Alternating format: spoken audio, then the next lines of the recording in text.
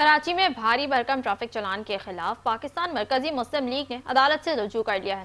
کراچی کے صدر ندیم ایوان نے سندھ ہائی کورٹ میں پٹیشن دائر کر دی ہے۔ آپ کو ایک بار پھر بتائیں کہ کراچی میں بھاری بھرکم ٹریفک چلان کے خلاف پاکستان مرکزی مسلم لیگ نے عدالت سے رجوع کر لیا ہے۔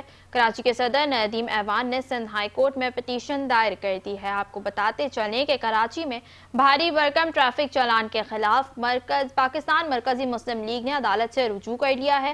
کراچی کے صدر ندیم ایوان نے سندھ ہائی کورٹ میں پٹیشن دائر کروا دیا ہے۔ اسی حوالے سے مزید تفصیلات جانتے ہیں نمائندہ 5 نیوز شہریار شوکت سے۔ جی شہریار، اپڈیٹ کیجیے گا۔ جی بالکل، یہ کراچی کے اندر ہی ای چالان کے جو بھاری جرمانے ہیں اس کے خلاف پٹیشن دائر کی گئی ہے۔ یہ پٹیشن مرکزی مسلم لیگ کی جانب سے دائر کی گئی ہے۔ پاکستان مرکزی مسلم لیگ کراچی کے جو صدر ہیں ندیم ایوان، ان کی جانب سے سندھ ہائی کورٹ کے پاکستان کے آئین کے آرٹیکل 199 کے تحت جو ہے یہ پٹیشن دائر کی گئی ہے۔